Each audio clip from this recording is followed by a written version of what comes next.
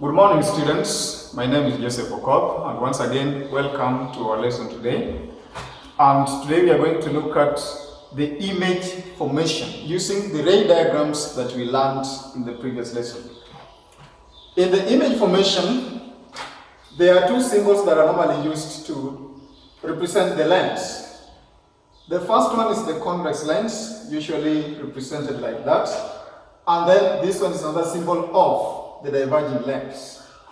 Then this is just an example of how the rays are used in locating the image using the ray diagram.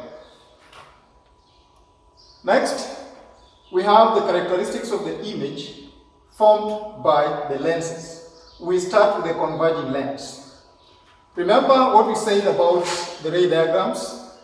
The ray passing through the optical center passes on undeviated, and the ray that is striking the lens at that point is deviated in such a way that it passes through the principal focus. Now, since these are rays from an object far away from the lens, they are drawn like that, and then they are focused at a point below the principal focus.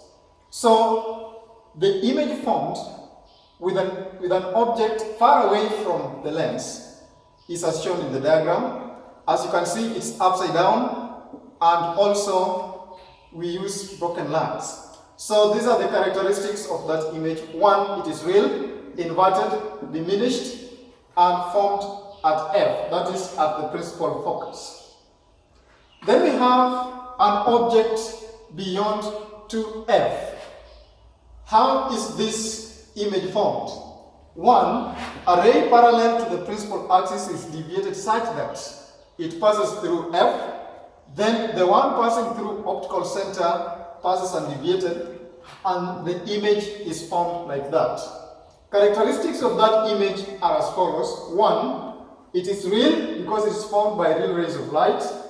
It is diminished. It is formed between F and 2F on the other side of the lens. Next, we have an object that is at 2F. As you can see, the object is at 2F, that is twice the distance from the principal or the optical point.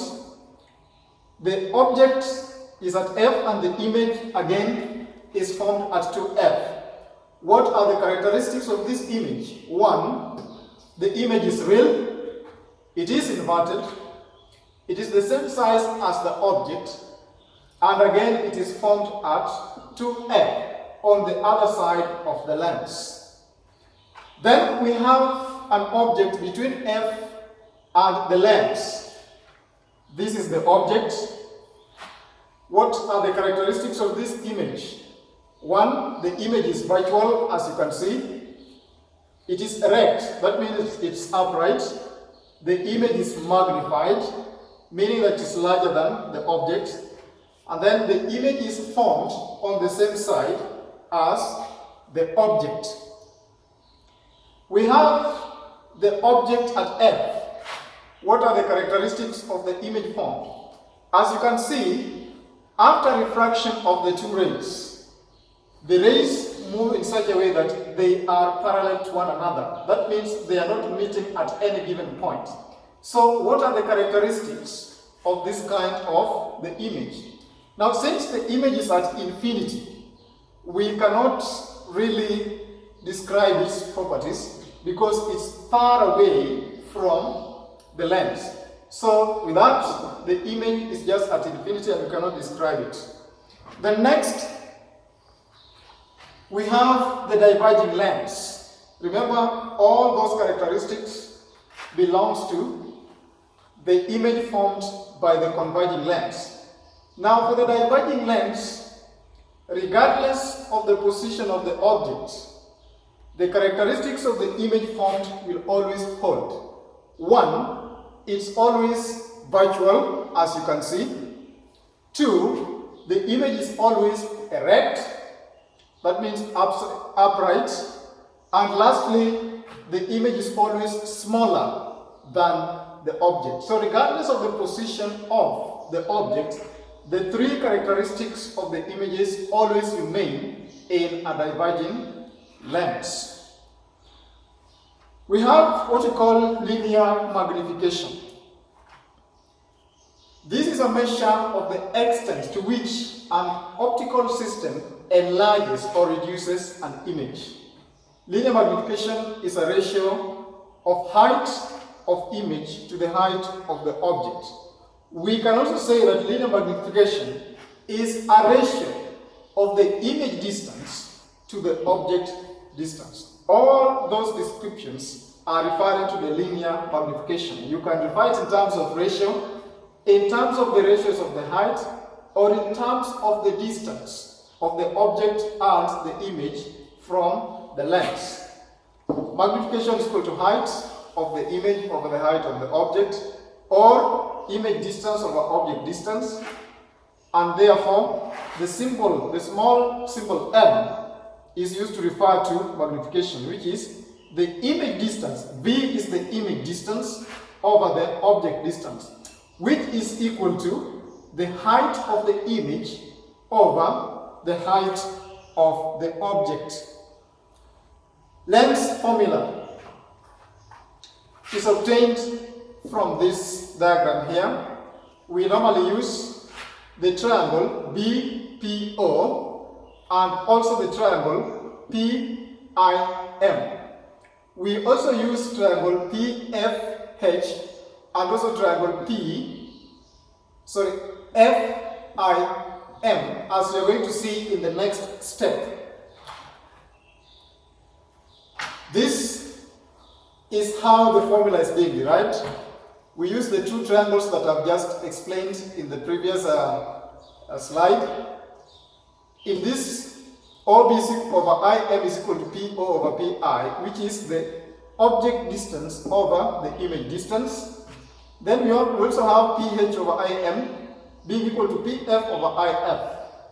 Continue with that, we get an expression whereby OB over IM is equal to F over V minus U. Of course, this is part of the lens formula. Then we have the continuation. When you combine equation 1 and 3 above, we come up with this expression here. UV is equal to F into V plus U.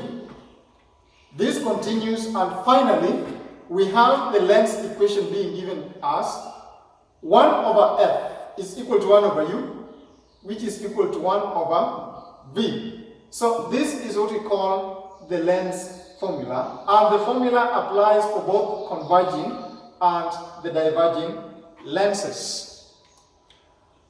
Example where we apply the lens formula. An object 0.05 meters high is placed 0.15 meters in front of a convex lens of focal length 0.1 meters. Find the position and size of the image. What is the magnification? So the lens formula is there.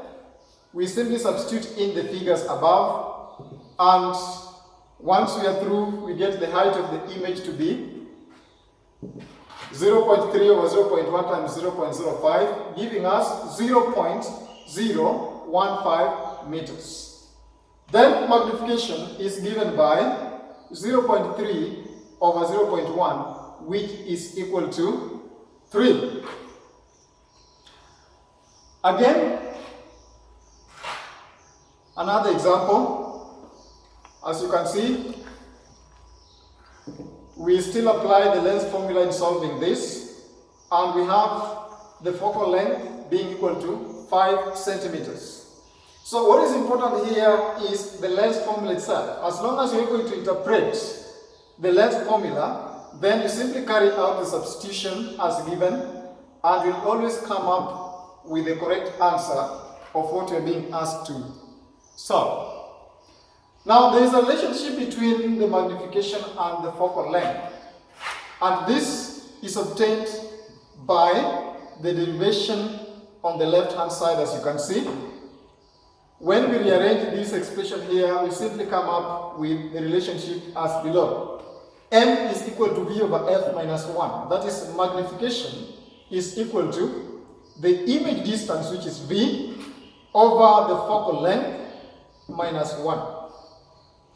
So, on to the right hand side is just an explanation of how to come up with the relationship between the focal length and the magnification. What is important is this expression, where magnification m is equal to v over f minus 1.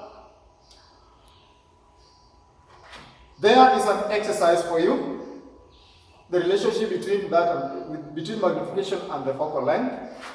You can take those questions and try and work them out.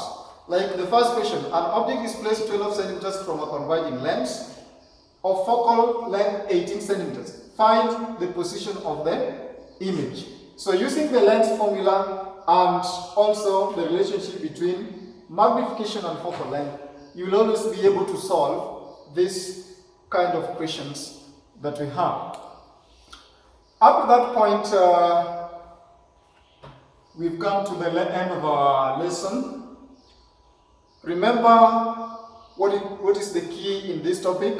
1, the lenses, how to obtain the images using the ray diagrams, and the lens formula together with its application in solving problems related to the lens. Up to that point, students, we have come to the end of our today's lesson. Until we meet next time, goodbye.